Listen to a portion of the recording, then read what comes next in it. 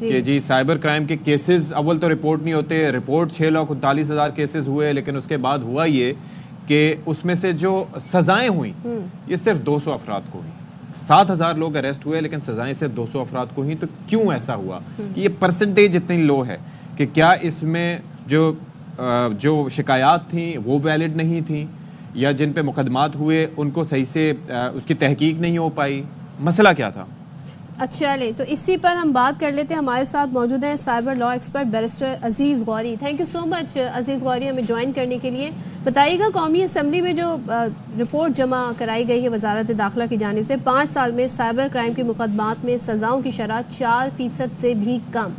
हम काफ़ी देर से जानना चाह रहे हैं इसकी वजूहात क्या है। अस्सलाम वालेकुम जनाब, मैं थोड़ा सा आपको पहले हमारे जो साइबर क्राइम जो लॉज हैं और जो प्रोसीजर है, अगर आप इजाजत देते हैं, थोड़ा सा आपको उसके बारे में बता दूं ताकि वो अपने आप क्लियर हो जाएगा कि सजाएं क्यों कम होती है। देखिए, ये बहुत अनलाइक हमारा ये पुलिस प्रोसीजर्स होता है। इसके अंदर जो है पहले जो है आप डायरेक्टली जो पर्टिकुलर डिपार्टमेंट है हमारा साइबर क्राइम का, FIA का, उसको डायरेक्टली एक कंप्लेन फॉरवर्ड करते हैं। उस कंप्लेन के ऊपर बाकायदा इंक्वायरी हेल्ड की जाती है। इंक्वायरी हेल्ड करने के बाद तमाम जो जितनी भी हमारे रिकॉर्ड्स होते हैं, एविडेंसेस होते हैं, उसको कलेक्ट करने के बाद फिर इसके ऊपर FIR लॉन्च की जाती है और सब्सिक्वेंटली वो FIR कंसर्न मैजिस्ट्रेट के पास, जो कि हमारे आजकल जितने भी जो डिस्ट्रिक्ट्स हैं उसका पहला नंबर जो कोर्ट होता है वो पर्टिकुलरली इन्हीं केसेस के लिए जो है ना वो लगाया गया है। वहां पर वो ट्रायल शुरू होता है। अच्छा, अब जो कोर्ट सजाएं कम होने की वजह सिंपल है, बिल्कुल एक सिंपल वजह ये है। वो वजह ये है कि जब आप कोर्ट के अंदर एविडेंसेस प्रोड्यूस करते हैं तो वो एविडेंसेस उस तरीके से प्रोड्यूस होते नहीं हैं जिस तरीके से होना चाहिए है। जो एक वहां पर जज बैठा हुआ है वो अपना फैसला एविडेंसेस के ऊपर दे रहा होता है। अब प्रोसिक्यूशन की जिम्मेदारी ये होती है कि वो एविडेंसेस को प्रॉपर तरीके से प्रोड्यूस करे। जैसे अगर कोई वीडियो एविडेंस है, ठीक है, वीडियो एविडेंस के अंदर जरूरी ये होता है कि उस एविडेंस का फोरेंसिक हो। अगर उसका फोरेंसिक नहीं हुआ है और बगैर फोरेंसिक के वो पेश कर दिया जाए तो उसकी एविडेंटरी वैल्यू 0 हो जाती है। ठीक है। इसी तरीके से आपने देखा होगा कि हमारा एक आर्टिकल है 164 कानून शहादत, वो बहुत सॉरी मैं आपको इंटरप्ट कर रही हूँ, लेकिन अगर वो फॉरेंसिक नहीं हुआ और वो एविडेंस पेश कर दी गई तो क्या कोर्ट ये ऑर्डर नहीं दे सकता कि फॉरेंसिक करा के रिपोर्ट दोबारा पेश करें? बिल्कुल कोर्ट ले सकता है, बिल्कुल ये वाला काम कोर्ट कर सकता है, लेकिन कोर्ट अमूमन ये वाला काम इस वजह से नहीं करता क्योंकि जो पार्टीज होती हैं उनकी जिम्मेदारी होती है कि वो प्रॉपर एप्लीकेशन कोर्ट के सामने लगाएं और कोर्ट देन उसका फॉरेंसिक कराए। अगर कोर्ट जो है हर एविडेंस को इस तरीके से फॉरेंसिक के ऊपर भेजना शुरू कर देगा तो कोर्ट पार्टी बन जाएगा इन्वेस्टिगेशन के अंदर। कोर्ट कभी भी इन्वेस्टिगेशन के अंदर पार्टी नहीं बन सकता।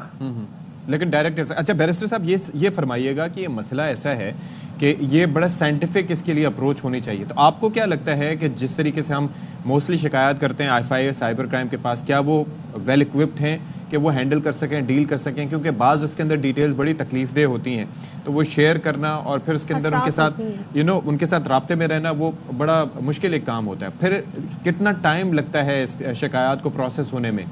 जी अशफाक, इसके बारे में मैं ये वाली बात बोलना चाहूंगा कि हमारे एक कानून में खराबी ये है कि हमारी टेक्नोलॉजिकली जो है वो बहुत ज्यादा एडवांस हो रही है और हमारे कानून जो है वो इस तरीके से बनने रहे हैं। पहली बात तो ये।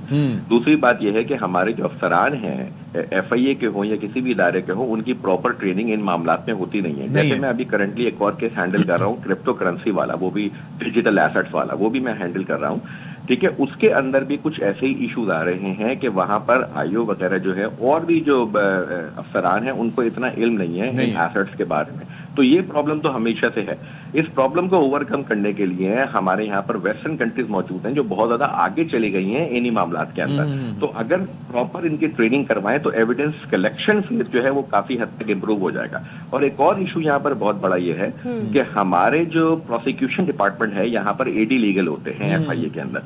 AD लीगल जो है वो बहुत ज्यादा कम क्वांटिटी के अंदर है, तो केसेस ज्यादातर चलते ही नहीं है। इन केसेस के अंदर जो कॉन्विक्शन रेशो है वो ज्यादातर उन वाले केसेस के अंदर है जिसके अंदर जो है वो अक्सर औकात मोबाइल पे गलत तस्वीरें को एडिट कर देना या वीडियोस जो है गलत तरीके से यूज करना, उसके अंदर तो कॉन्विक्शन बहुत ज्यादा आपको मिलेगी। लेकिन जो सिंपल क्रिमिनल इंटिमिडेशन के इसमें ये केसेस है, ठीक है, या फिर फाइनेंशियल फ्रॉड के केसेस हैं, उसके अंदर जो है ना आप देखेंगे वहां पर एक्यूटल रेशो काफी हद तक आगे है। बड़ा टॉपिक है, लेकिन एक चीज ये, अगर कोई किसी के खिलाफ कोई पोस्ट लगा देता है या कोई इस तरीके से किसी की तौहीन करता है, उसके ऊपर कोई कार्रवाई होती है या बस उसको शिकायत के तौर पर दिया जाता है? नहीं, बिल्कुल कार्रवाई होती है। देखें, उसके लिए हमारे पास दो अप्रोचेज हैं। एक तो हमारा यहाँ पर बिल्कुल पीका के अंदर जो पाकिस्तान जो prevention of electronic crime act है, उसके अंदर भी इसका पर्टिकुलर सेक्शन 20 मौजूद है। इसके अलावा अगर आप चाहें तो इस पे डायरेक्ट कंप्लेन भी अप्रोच कर सकते हैं कंसर्न मैजिस्ट्रेट के पास, जो कि सेशन जज के पास उसको भेज देता है। Alright, thank you so much barrister Uzair साहब। मुख्तसर वक्त में इन्होंने काफी कुछ एक्सप्लेन किया है और ज़ाहिर वजूहात भी बताई कि ऐसा क्यों है।